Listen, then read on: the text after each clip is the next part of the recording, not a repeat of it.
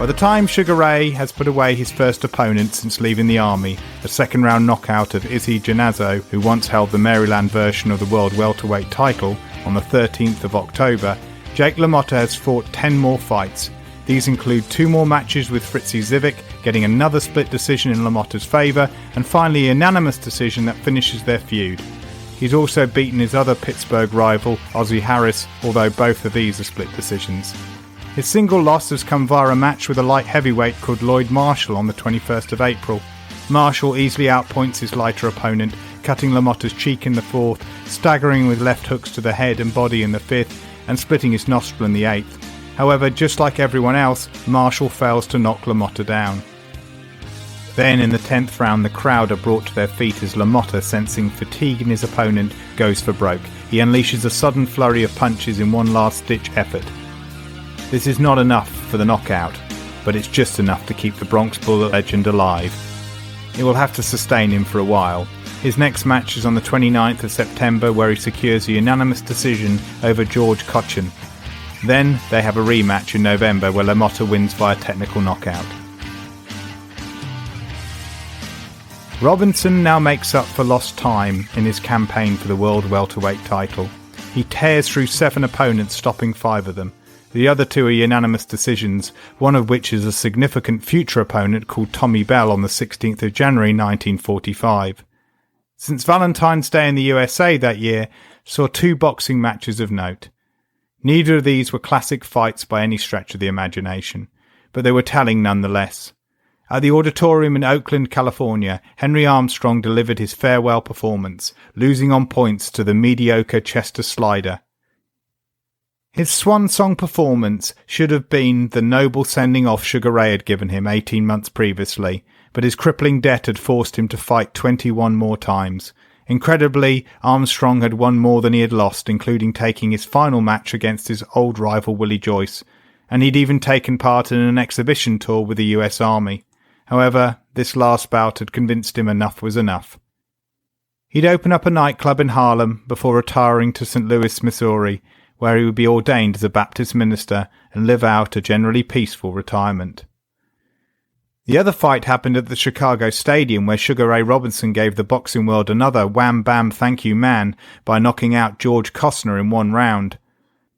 If Armstrong's showing had signalled time to hang up the gloves, then Robinson's was a cry for some better competition.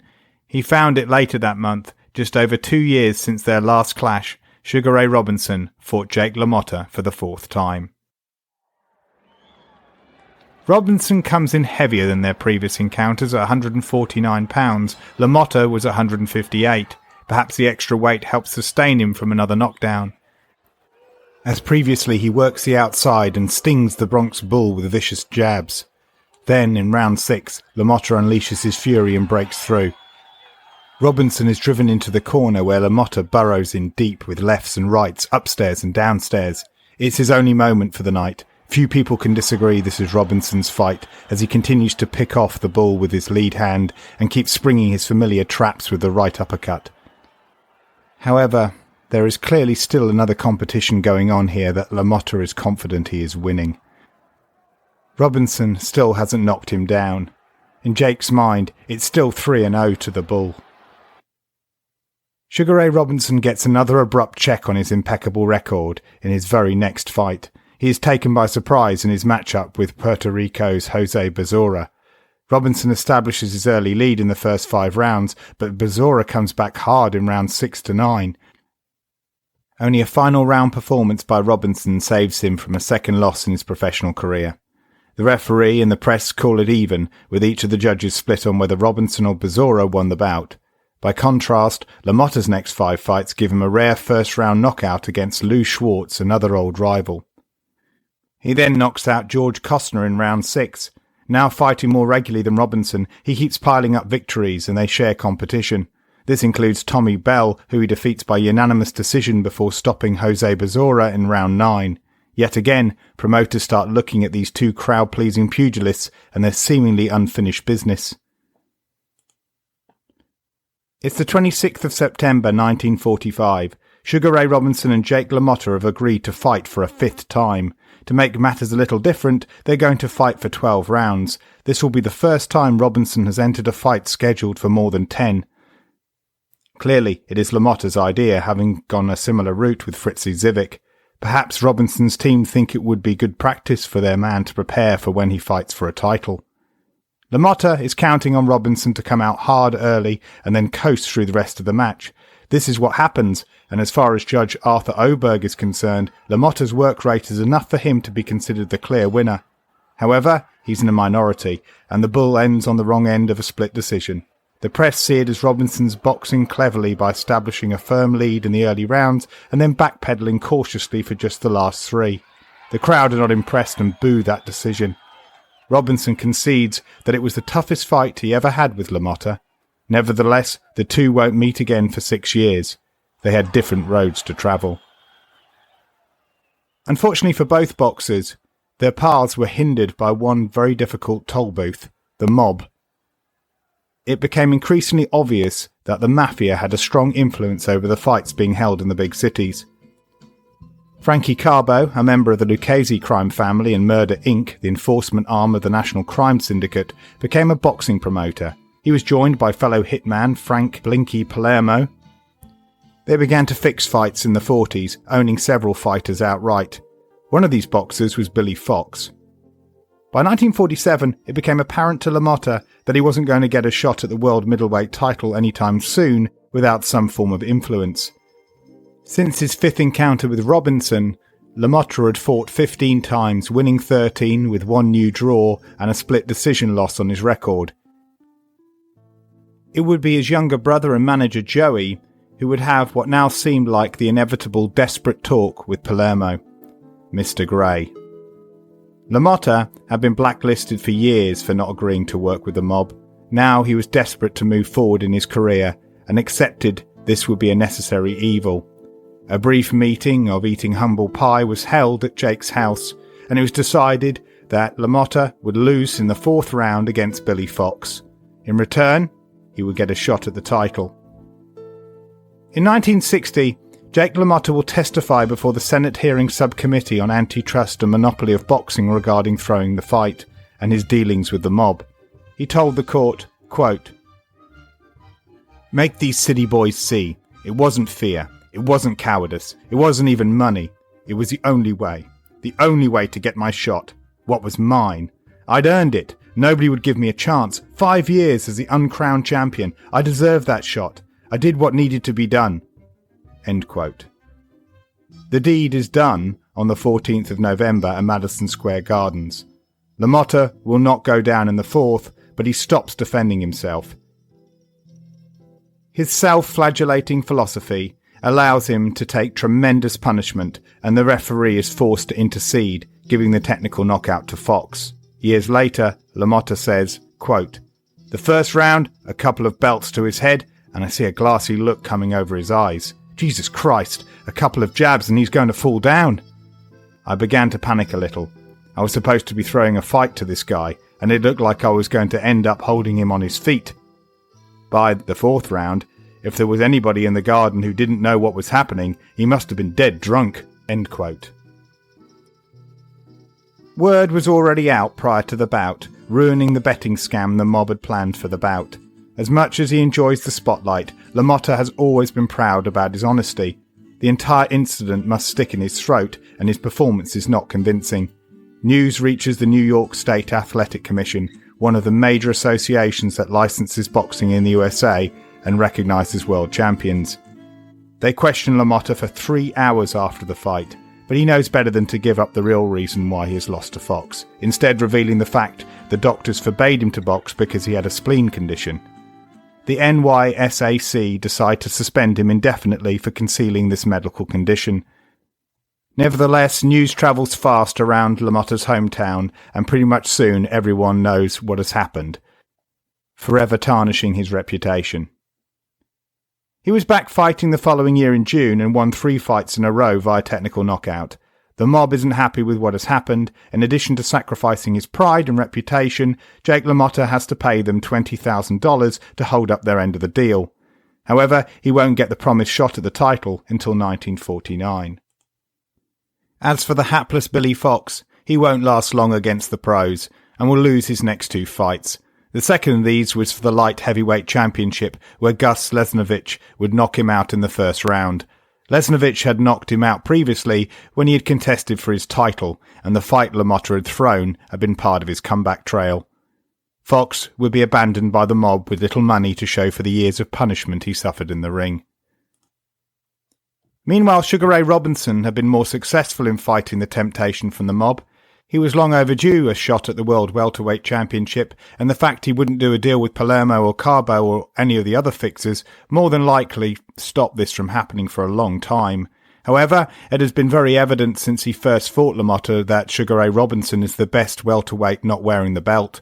The public know it, the promoters know it, and keeping away from the title is becoming a farce. 15 victories after his last fight with LaMotta, he goes up against Tommy Bell for the vacant, undisputed World Welterweight Championship. It's an easy, unanimous decision for Sugar Ray Robinson. After 4 more wins, consisting of 3 stoppages and a split decision, Sugar Ray Robinson is set to fight his first title defence. His one and only bout against Jimmy Doyle will be memorable for all the wrong reasons. Following the contest, Robinson will tell the press about his terrifying premonition. Quote, "I woke up in a cold sweat, yelling for Jimmy to get up, get up, get up! My yelling woke me up, I guess. And the sight of Jimmy lying there on the canvas in the dream seemed so real that I had the jitters when I woke up. And I couldn't go back to sleep.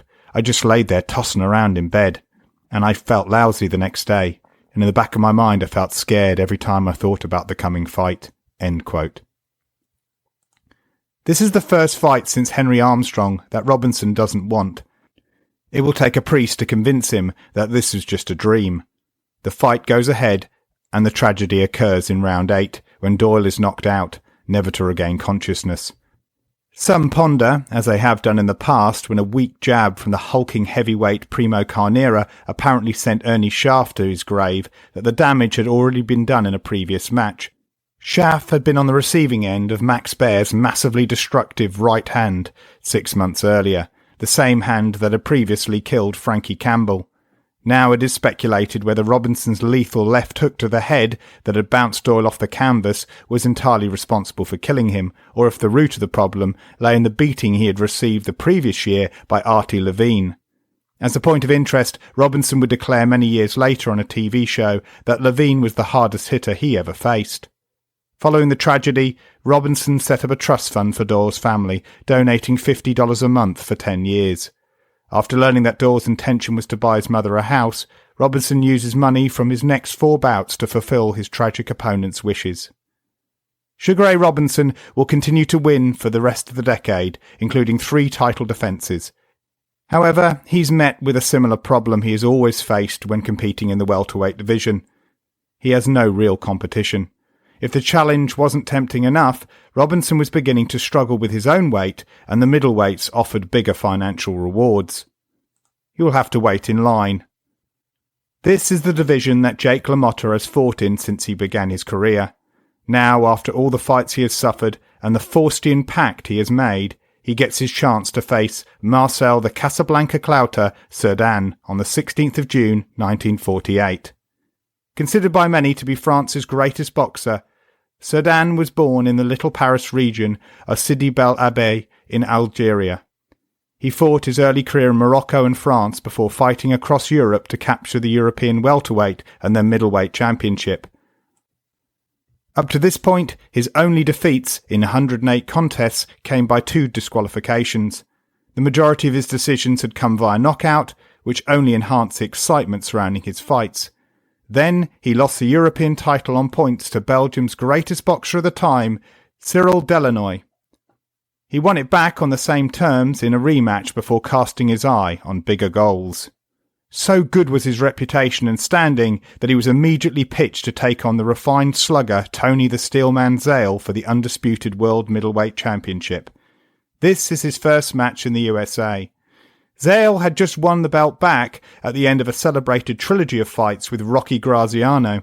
Zale had knocked The Rock out in their first encounter, retaining the title, but had then been knocked out in their rematch. Finally, Zale had won the feud with his patented right uppercut to the body, left hook to the head combination. Two of these fights would win Ring Magazine's prestigious Fight of the Year commendation. The champion's fight with Cerdan would prove to be the last in his career. He bowed out gracefully in round 11, his dignity intact, and with a proud career to look back on. As if to assure the army of supporters he had built up outside of the USA that he remembered his European and African roots, Cerdan then fought two non-title bouts in England and Morocco. The first ended in a 7th-round knockout of the English boxer Dick Turpin, the eldest of the three famous Turpin brothers from England. The youngest of these, and Dick's student, would become one of Sugar Ray Robinson's toughest opponents in an adventure for another day. His bout in Morocco was a 4th-round knockout of Lucian Krausik. Travelling back to the USA to defend his title, Cerdan is the perfect publicity foil to LaMotta. He is a darling of the European press and a colourful cosmopolitan charmer to the Americans. After winning the title, he became part of the fashionable Paris scene. Despite having a wife with 3 children, Cerdan begins an affair with the famous singer Edith Piaf in the summer of '48. This is in stark contrast to LaMotta's rough and ready Bronx Lower East Side Manhattan image. He is the ex-con upstart to the glamorous king. Those who know him are aware of his bad temper and his brutal criminal past. He is also obsessively jealous of his second wife Vicky, who he married 3 years previously when she fell pregnant aged just 16. This relationship becomes physically abusive.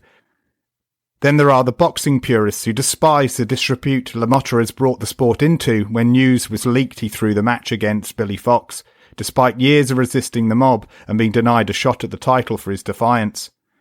LaMotta's sense of humour, a skill he will later hone into a career as a stand-up comic, and his larger-than-life personality win over some friends. Others will simply come to watch him because they can still rely on the raw aggression he will bring. In the endless art from artist debate, boxing purists cannot argue that LaMotta always comes to fight. Ben Myers. Again, it's easy to overlook the subtlety of his game for 2 reasons. He's overshadowed by the awesomeness of Sugar Ray Robinson, and it's pretty well camouflaged within his swarming style, but the transitions in hand position from cross arm to Philly shell to pillar defense and back and traps and arm control and head movement and slipping and ducking and the fantastic use of his lead hand, it's all there. It all exists within his style. I think it's also overshadowed a lot of times by the movie Raging Bull. You have a lot of quote unquote boxing experts out there on the internet that really are internet experts at best, if not just keyboard warriors who don't even know the first thing about boxing. Guys like that watch Raging Bull and they think this guy is just some ex-Italian champ who beat his wife more than he beat anybody in the ring, and then moved on to doing beatnik Mike nights, reading poetry in a bar before he died. They know nothing about the man as a champion. Having first earned and then had to pay for this opportunity, LaMotta's hunger is evident from the first bell. This time he is matched with another swarmer of at least equal footing. Cerdan, the 2-1 favourite, will later be described by some as the middleweight's answer to Rocky Marciano. He overwhelms opponents and has a big punch. LaMotta's style is to absorb punishment and expertly roll with punches patiently in order to surprise them with precision strikes on the inside. We should not be surprised that after some early circling and a flourish from the outside, that a clinch is greedily sought. Their locked arms resemble 2 bulls fighting for dominance. Cerdan wants the head and LaMotta the body. The frustration is palpable and LaMotta throws Cerdan to the canvas. The fall dislocates the champion's left shoulder. Battling back the immense pain, he rises to his feet and endures the battering LaMotta happily delivers for the rest of the round. The fight should end there, but Cerdan somehow conceals the extent of his injury. He moves off his stool in round 2 with renewed vigour. The press will later pour their praise on the champion's courage and his ability to continue. Not only does he fight LaMotta in the second, he wins the round by a wide margin. Fighting one-handed and without the ability to ward off his opponent with his left, Cerdan tries to maintain the momentum and also takes the third round. LaMotta, for his part, rallies back towards the end of the third, landing several hard hooks. He takes the fourth, but fractures his middle finger. Perhaps sensing the new injury or a break in LaMotta's pace, the Casablanca clownter just narrowly takes the fifth. It'll be his last hurrah. Like a modern-day Sir Bedivere, Cerdan fights on as a one-armed warrior and wins the admiration of all those in attendance. There appears to be some glimmer of hope for his fans. Cerdan has a strong record for knocking opponents out. However, LaMotta, with his famous granite jaw, is the wrong opponent to bank this on. No one has knocked him off his feet, let alone knocked him out. If this were a fairy tale, the romantic French warrior would be rewarded a victory and be the first man to send the wretched bull to the canvas. However, this is Jake's story, and it doesn't end pretty for Cerdan. From round 6 onwards, it becomes apparent that LaMotta is too hungry and too good for the injured man to handle. Dismissing the pain he is feeling in his left hand, the bull takes the swarm to the clouter and wins round after round.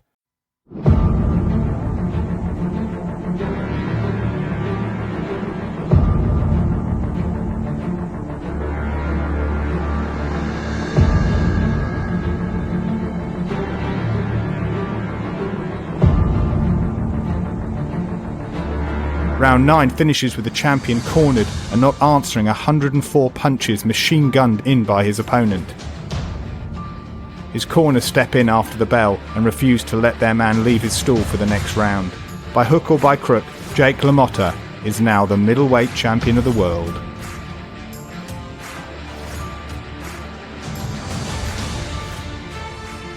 The night has one more surprise in store, but this time it's a private one for the Bronx Bull.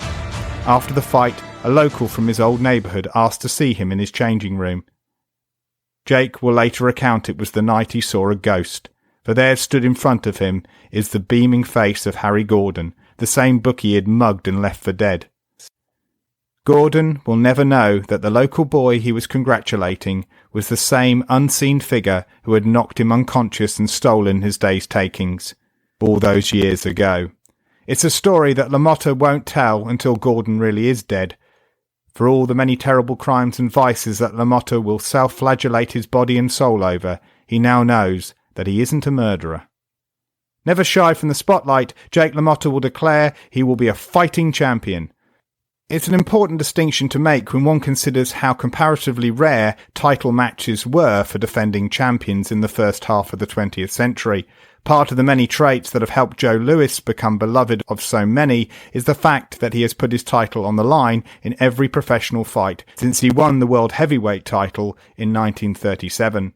However, if LaMotta is hoping to mitigate his hollow victory and take some of the spotlight from the valiant loser, one tragic event will ensure this will be impossible.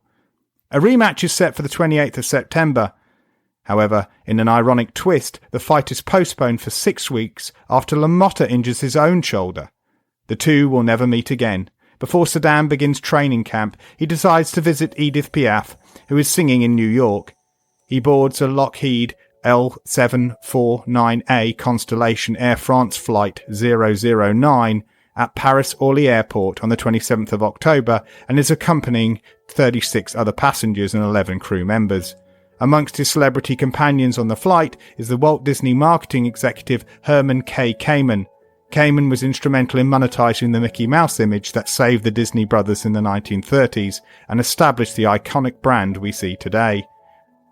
The 30-year-old French classical violin prodigy Ginette Nouveau and the renowned artist Bernard Boutet de Monneval on one of his famous portrait runs from Paris to New York.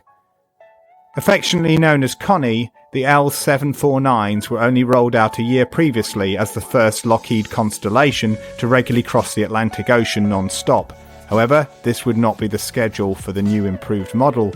The Lockheed L749A 7946 Constellation FBAZN. The flight is headed first for a stop-off at Santa Maria Airport in the Azores. At 2:51 a.m, the pilot reports he has the airport in sight whilst at the height of 3,000 feet. This is the last they hear from him, and a search is initiated. Finally, the wreckage of Flight 009 is found 60 miles north of the airport, the aircraft having crashed into Pico Redondo on San Miguel Island. Everyone on board has been killed. A subsequent investigation will reveal the reason for the accident was that the pilot had sent inaccurate position reports and failed to identify the airport, leading to what is known as a controlled flight into a terrain. Cerdan will be immortalised by having a sports arena named after him in 1991, and prior to this, his son, Marcel Cerdan Jr., will portray him in a biopic about his love affair with Edith Piaf called Edith et Marcel.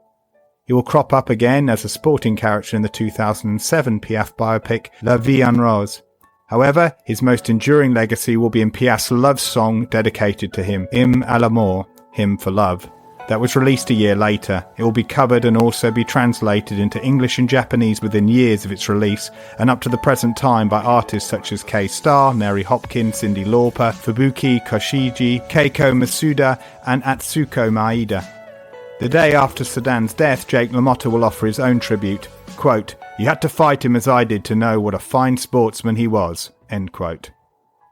The 9th of December date, intended for a rematch and LaMotta's first title defence, becomes a non-title bout with another Frenchman, 25-year-old Robert Villemain. LaMotta has defeated Villemain on a controversial split decision early that year. So badly received was this decision, where most believe that the scrappy Villemain had soundly beaten a slowing LaMotta, that 2 of the judges were suspended. The return match gave Villemain a unanimous decision and legitimate argument to try for LaMotta's title. The ghost of the deposed, tragic French king was in the air. LaMotta's self-deprecating words are telling. Quote, "Too much of a layoff. I should have had more work. I've no excuses." End quote. Whereas Villemain gives the sort of flag-waving tribute the press lap up. Quote, "I want LaMotta to fight me for the championship now. I won the last time too, but this time I get the decision. I'm very happy to win. I'll bring back the championship for my country and Marcel Cerdan." End quote. The Bull's next 3 fights are also non-title bouts and are all against journeymen. 2 of them are stoppages and the last a unanimous decision, but few are impressed. He needs a title defence. Sugar Ray Robinson hasn't had a split decision since he drew with Henry Brim on the day after Valentine's in 1949. Since then, he continued to clear house within his own weight division with clear victories, including 1 title defence where he wins a unanimous decision against a peak performance Kid Gavilan. No one can argue with his regular stoppages of opponents, much less his straight knockout victories. Finally, on the 5th of June 1950, he takes his first step towards the world middleweight title when he contests the vacant Pennsylvania State Middleweight Championship. His opponent? Robert Villemain. This time, Villemain is on the wrong end of a unanimous decision when Robinson easily boxes clever and also lands telling blows of his own against his heavier opponent. No one is left wondering who the new Pennsylvania middleweight champion is or where Robinson's road is now headed. On the 12th of July, Jake LaMotta puts his title on the line for the first time. His opponent is supposed to be his former fellow Lower East Side juvenile delinquent Rocky Graziano. With Zale and Cerdan out of the picture, the press are already calling him quote-unquote, the uncrowned middleweight champion of the world. The idea that he and LaMotta, 2 similarly aged fighters with their own followings and reputations from the same neighbourhood, would fight for the first time with a belt at stake was a big money day prospect. According to press reports at Graziano's camp, The Rock believed his old friend wasn't going to go through with the fight. If LaMotta was a pure swarmer, then Graziano was a slugger closer to the 1920s standards. He relied on his big right hand, but he either doubted its unstoppable force value against the unmovable object that was LaMotta's chin, or he worried what sort of damage he would be forced to inflict. Many consider the former when it was strongly rumoured Graziano's old nemesis Tony Zale, the man who had beaten him 2 out of 3 times, had ducked LaMotta for years. Regardless of the reasons, so the story goes, upon hearing the news the fight was to go ahead, Rocky walked over to a tree and punched it as hard as possible, breaking his finger. A substitute had to be found. The man chosen was Italian boxer Tiberio Mitri. Since he began his professional career in 1946, Mitri had only known defeat once in 50 fights when he was disqualified.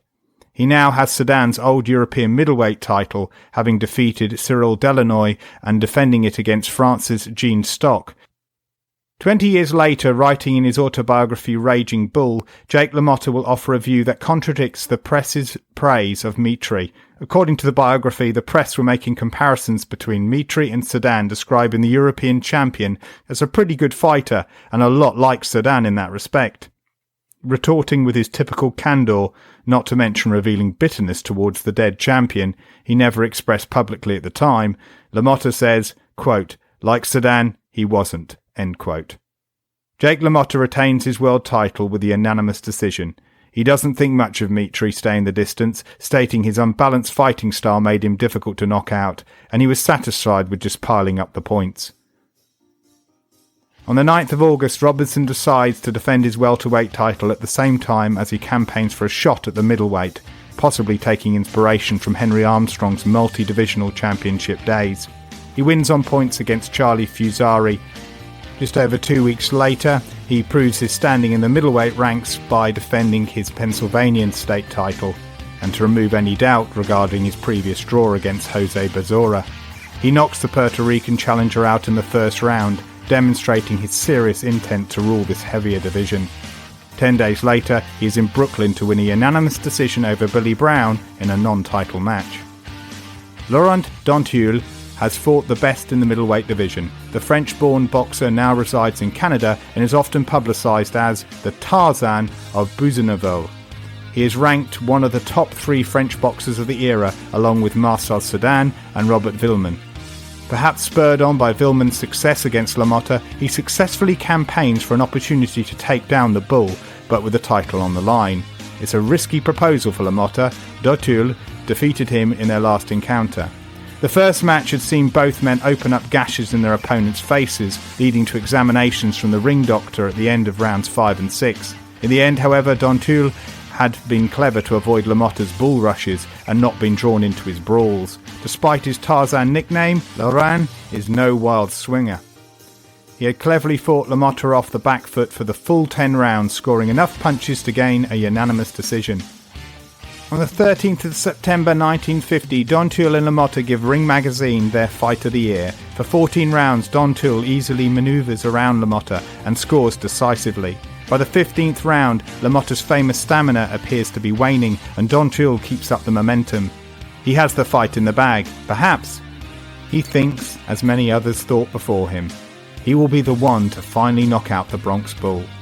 He piles on the aggression against the tired and wounded animal that stands before him, mauling him around the ring.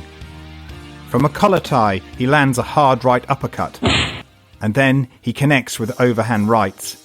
It isn't a question of winning. Dontuil has already won. It's an improvement on his previous victory. He has only a minute left to knock LaMotta out. The Bull continues to crouch, taking his punishment like a penitent sinner, just trying to hold on. Then, to everyone's astonishment, Jake LaMotta begins throwing back. Has he been playing possum? Dontuil has little time to consider the reason for the change in pace. He's back in a fight, and he needs to move out, as he has done before, and throughout the fight, nullifying LaMotta's damaging charges. The punches that have been sailing harmlessly through the air in the previous rounds, and he has been dodging with ease, are now finding homes with dramatic efficiency. Left and right hooks rip in, downstairs, and now upstairs to Dontuil's exposed head. A looping left connects with the challenger's jaw, and just for a moment, Jake LaMotta has won back the crowd and remained world champion. Joe Rindon lasted until round 6 in his match against Sugar Ray Robinson. Just 10 days after this technical knockout, it was Hawaiian middleweight champion Bobo Olsen's turn to try for the Pennsylvania state version of the title. Olsen's aspirations for world title glory were not in vain.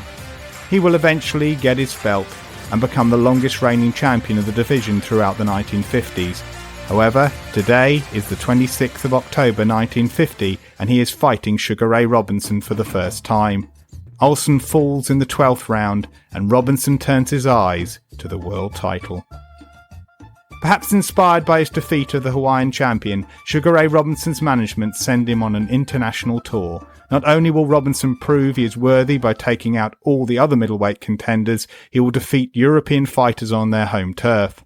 After winning a majority decision over Bobby Dykes in Chicago, he stops Jean Stock in round 2 in Paris, France, knocks Luc Van Dam out in round 4 in Brussels, Belgium, wins a unanimous decision over Jean Wolzak in Geneva, Switzerland, returns to France to stop Robert Villman in round 9 of their rematch in Paris, and ends 1950 by stopping Hans Stretz in round 5 in Frankfurt, Germany.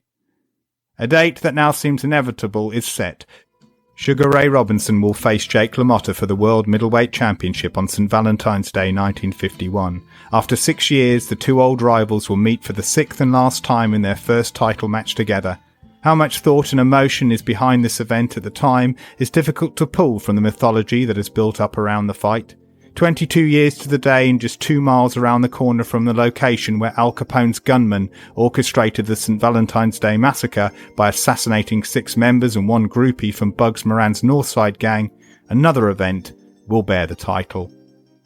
As if to underline such a connection to mob culture, a certain meeting is called by the Grey Man prior to the fight. However, this time, it isn't Jake LaMotta who will be talking with Frank Blinky Palermo. Sugar Ray Robinson is offered a deal to make as much money over his old rival with LaMotta as possible. The proposition is made. You will win the first, Jake gets the second, and the third can be on the straight. Sugar Ray Robinson shakes his head, as he always has done. You've got the wrong guy. The World Middleweight Championship on the 14th of February 1951 is Sugar Ray Robinson's 125th professional fight, and it is Jake LaMotta's 96th. Sugar Ray is 29 and Jake is 28. The 6 years since the last time they met might as well have been an age. It's as if they were just naive kids before, young bucks vying for attention against one another as the mob protected world titles that seemed so far out of reach. Since then, their different paths of destruction made them wiser, or perhaps more cynical. They did whatever they needed to do in order to get what they wanted. Despite being the younger and having 29 fewer fights than his rival, Jake LaMotta feels like the veteran. His style of fighting is not made for longevity, and ages a pro faster. Swarmers don't typically have long careers. The great Jack Dempsey bowed out just 2 fights after losing his world title for fear of going blind. Rocky Marciano will do enough to prove his dominance before retiring for good, just 6 fights after winning the world heavyweight title. Henry Armstrong outstayed his time and was lucky to get out intact. LaMotta knows that although he will continue to fight, this is probably his last hurrah. Sugar Ray Robinson weighs in at 155 pounds and LaMotta just about manages 160 pounds. Jake decides to go for broke and adopts a different strategy. Instead of bearing down on him and to tear into his body, he will go for his head. He's battled with his weight before this fight and has only so much in the tank. Feigning tiredness is not going to work with a boxer of Robinson's caliber who's also precognitive in the way he can feel the rhythm of the fight. He sets up false patterns and punishes. However, punishment is something LaMotta has accepted and embraced his entire life. Remarking on the abuse he took growing up, he would say, quote, "If I got a beating for something, I probably deserved it." Tonight, the two will test themselves over 13 of the 15 scheduled rounds. It's easy, especially through the lens of Martin Scorsese's bleak biopic Raging Bull, to see LaMotta resigning himself to certain destruction, the ultimate self-flagellating experience to punish his troubled soul. However, the United Press appears to be sold on LaMotta's strategy. At the fight's turning point in round 8, they have Jake returning to his stool, leading 6 rounds to Robinson's 2. However, LaMotta's chances evaporate here. He simply cannot keep up with the challenger. Maybe it is the weight he has struggled to lose, the mileage on his clock, or the simple fact that Robinson is just too good. Sugar Ray is still too slick, too clever, and now too wise. His heavier punches might not be knocking LaMotta down, but they have certainly taken their toll. The fight now defaults back to what the rivalry had become all those years ago. It stops becoming a question of whether or not Sugar Ray can win, but rather can he crack this indestructible chin? Can he knock LaMotta down? Can he knock LaMotta out? Jake has allowed for 1 stoppage on his record, one that everyone now knows to have been a fix. However, even then he snatched 1 piece of personal pride. He didn't give his opponent or the mob the satisfaction of watching him eat the canvas. With matters on the straight, and against his greatest rival, he's determined to hold on to the one thing he has left, his ability to stand up and endure. Modern boxing's unique brutality comes from the way its rules were shaped at the turn of the 20th century. No other international combat sport puts so much focus on inflicting direct brain damage. Muay Thai and the various other full-contact stand-up arts that can be loosely positioned under the kickboxing category also allow uncontrolled blows to the head, but the greater variety of weapons and target regions ensure that such damage is less regular. Those who have defended so-called no-holds-barred contests, often categorised under the mixed martial arts banner, further argue this point. Clinching in wrestling is technically banned under the Queensberry rules, even if it remains an essential range taught in all boxing gyms to this day. But Muay Thai and MMA actively encourage it. Referees separate boxers when they start clinching in order to allow for cleaner shots, often aimed at the head. There are even arguments made that bare-knuckle pugilism, the direct ancestor of modern gloved boxing, was safer. Fighters' hands would become damaged and so less punches were thrown, and above-the-waist grappling holds and throws were permitted, further diluting opportunities for direct head trauma. The English heavyweight champion Jack Broughton was the first boxer to codify rules for the sport in 1743 and also pioneered the use of mufflers, or boxing gloves. They were only used in sparring and later exhibitions. This had all come about after Broughton had killed an opponent. It wasn't until the first world heavyweight champion John L. Sullivan began defending his title in the 1880s and 90s that gloves and the Marquess of Queensberry rules became accepted. Although the use of gloves safeguarded people when sparring, they only seemed to allow for damage to the head when fighters were afforded more protection for their hands. Like all people in sport, boxers quickly discovered means for manipulating rules and equipment to gain an advantage. During transitional periods from bare-knuckle to gloved matches, Joe Choyinski, the man credited with teaching Jack Johnson, once used the seams of riding gloves to inflict cuts and welts on the face of future world champion Gentleman Jim Corbett.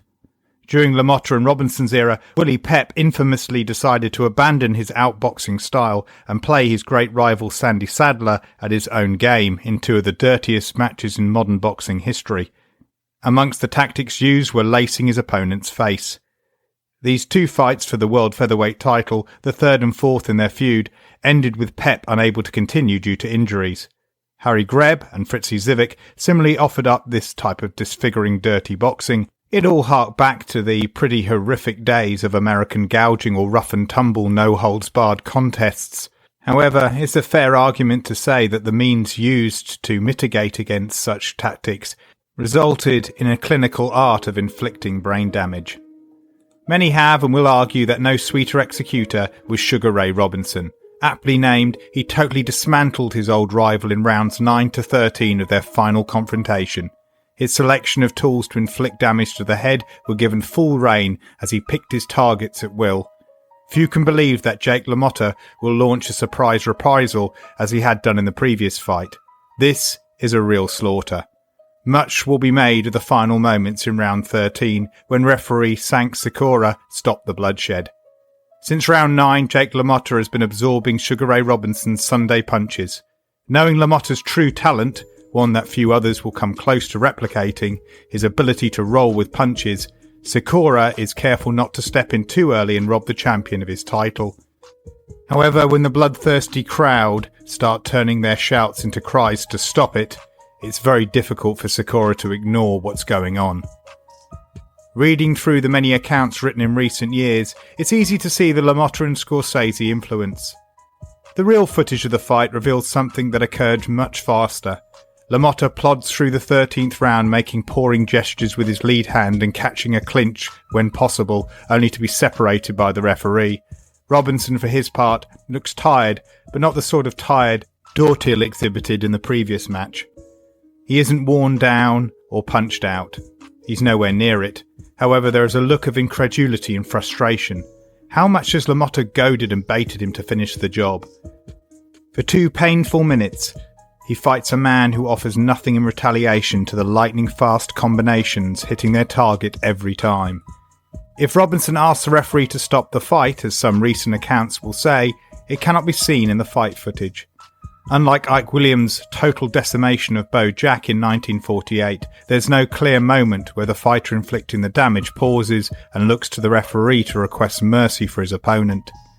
Instead, Robinson pummels the bull against the ropes, having sent him there with a powerful overhand right. Sakura quickly steps in and saves Jake LaMotta from further punishment. In truth, the Bronx Bull never cried out, "You never put me down, Ray. You never put me down." He certainly didn't walk over to Robinson, as is portrayed in the Scorsese film, and say these words. The damage was too severe. Looking at the photographs that have served to drive the narrative of LaMotta's willingness to take whatever Robinson threw at him, the words of Henry Armstrong come to mind when Barney Ross was at his mercy. "I don't want to crucify him. I don't want to hurt him anymore." One photograph that could only have been taken for a split second after the TV camera followed the rejoicing new world middleweight champion is a symbol of crucifixion. LaMotta lies across the ropes with arms outstretched, eyes closed inside a hideously swollen face. Years later, he and Robinson will compliment each other and exchange jokes as they watch their old fight on a nostalgic TV show. Given the compassion he felt for Henry Armstrong and the trauma he felt over Jimmy Doyle's death, it's hard to think of Robinson as the determined force of destructive hell directed towards a helpless LaMotta. Was this just business, or was this unfinished business done the way only LaMotta would be satisfied with? It had to end this way. LaMotta would not maintain the pace he brought to the fight for the first half of the scheduled 15 rounds. However, he would never quit. Instead, he was left in a type of limbo. Being brought up in an Italian-American culture steeped in Catholic Christianity, LaMotta would remark later he never went to church and that he would pay for this crime. Perhaps he viewed this moment, if not at the time but years later, as his own personal purgatory. Maybe his life would be a type of perdition. By his own admission, he did terrible things to others. He also revelled in the sporadic highs his long life would give him. Despite enduring so much in the ring before becoming an alcoholic and then obese, he would enjoy the high life. After boxing, he would get his repeat moments of fame separated by long years of obscurity. He would outlive Sugar Ray Robinson by 28 years and marry his 7th wife when he was 90. Some of the last footage of LaMotta circulating the internet becomes a symbol of fitness motivation as the nonagenarian smiles at the camera while shadowboxing. However, he would also outlive his 2 sons, losing one to liver cancer and the other in a plane crash. His career as an actor would meet a disastrous end in the 2012 New York stage production The Lady and the Champ, and his attempts to make a prequel-sequel to the award-winning Raging Bull was met with a lawsuit. The film The Bronx Bull was made with sufficient distance from Scorsese's picture, but met with large indifference. Jake LaMotta, the man and the fighter, is more a figure to prompt questions than to be seen as an exemplification of anything. He's way too complicated. His courage and perseverance certainly rank amongst the highest in boxing history, but they descend into perversity. He was a bully inside and outside the ring, by his own admission, a rapist and a domestic abuser. For all the discipline he brought to his training and the focus he brought to his fights, he was a weakling when it came to his jealousy and his temper. Yet there were many who loved him and continued to love him throughout his life. Like Hardy's Henchard or Shakespeare's King Lear, there's a sense of someone willing to bear his lot in life. Perhaps Hollywood, with its hypocritical, sanctimonious trumpet blowing trying to muffle out its screaming inner moral conflicts, felt some sense of purging in associating with this honest sinner. There is little wonder why we all like to close out his boxing story with that Valentine's Day night in 1951. This should have been his Barney Ross moment. Sugar Ray may have failed to knock him down or out, but he probably broke him that night. Jake LaMotta would only fight 8 more times. A year later, Danny Nardico would be the first boxer to knock him down before stopping him. Then, in his penultimate fight, Al McCoy handed Jake LaMotta his first loss by a straight knockout. Not for LaMotta will be the quiet dignity that Henry Armstrong finally reached in his long retirement, despite overstaying his time in the ring. Half a lifetime of scrabbling for and losing the limelight interlaced with spikes of joy and punishment lay ahead. One cannot help wonder if LaMotta gives us the distinction between stamina and endurance. He seemed to outlast everyone, whether it was for the best or the worst. As for Sugar Ray Robinson, the greatest pound-for-pound fighter of all time, if you believe all the hype, His boxing career is far from hitting a downward slide when he becomes world middleweight champion. His path will take him on a tour of Europe with his full entourage in tow. Already influential at this stage, it's hard to overestimate his boxing legacy. He has big adventures ahead, intersecting with other great boxers. Such stories are best reserved for another time.